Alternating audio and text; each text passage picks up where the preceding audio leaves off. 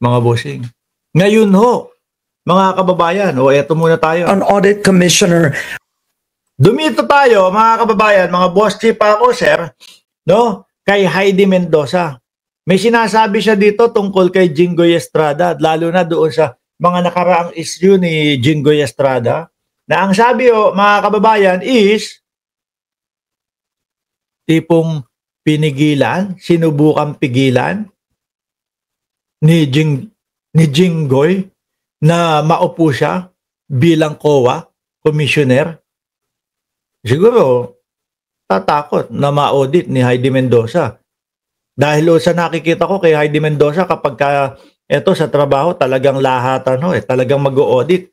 At mga boss, sa nakikita ko kay Mendoza, habang siya ay tumatakbo, nangangampanya sa pagka-president, sa pagka-senador, tingin ko simpleng-simple ang buhay.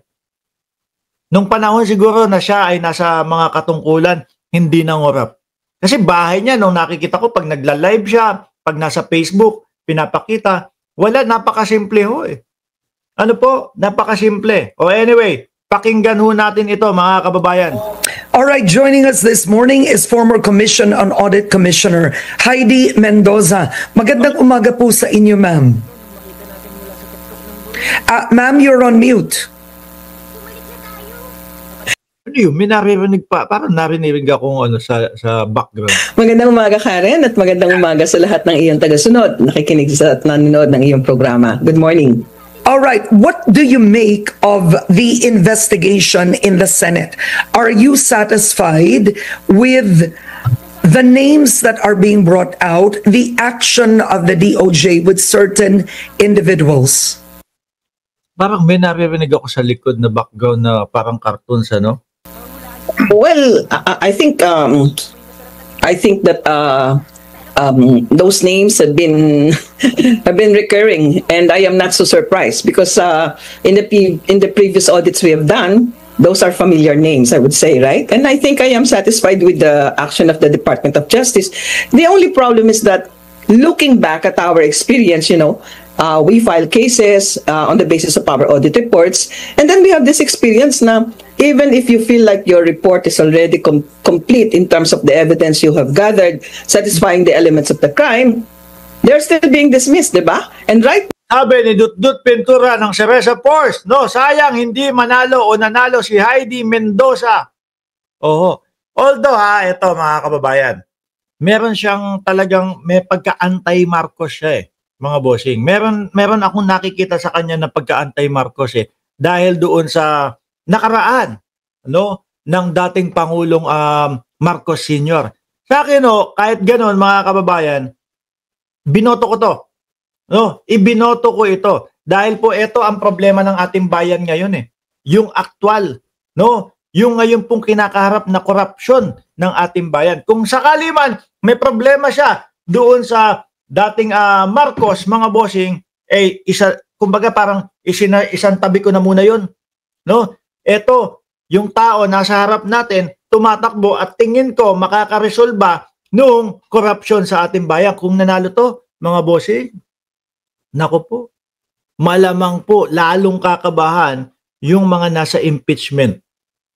Lalong kakabahan yung mga doon sa, tawag dito, doon sa impeachment. Bakit to? Sila ang nagbalangkas kung paano i-audit ang confidential funds Tapos, naging senador siya. Malamang po, mataranta lalo yung ni Sara Duterte, yung depensa niya. Diba? Ilaktawan ko na to mga kababayan Gusto kong mapunto yung kay Jinggoy Estrada Nung ako yung commissioner, alam mo, mayroong isang congressman doon ng request, ayoko makita yung pagbumukha ni Mendoza, huwag mo siyang isama doon sa plenary. And I will... Ako, may mga ganun pa atras natin, baka malagpas si Jinggoy. Any personal experience or personal knowledge of that, no? Hindi ko madaming takot sa kanya pagka nasa COA siya. Ayan, yun ang unang. Yeah. So, well, number one, it's also the vetting process in who is appointed as commissioner. For example, his wife is well known. She's an executive for Olympus Mining. Kayo nga, sige nga, tanungin ko kayo dito.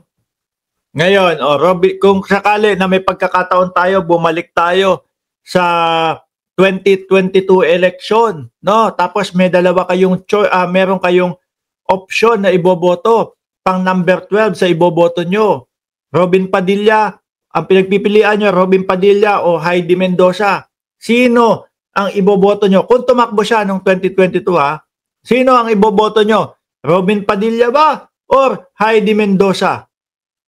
Ako ho, mga kababayan. Kung alam ko lang, dati, malamang dito ako bumoto noong 2022 And Builders Group Philippines, they have 9 contracts in DPWH in Bulacan. Should that have been a red flag alone not to appoint him? Actually, and this is something that I have to, when we talk of independence and objectivity of the commission, di ba?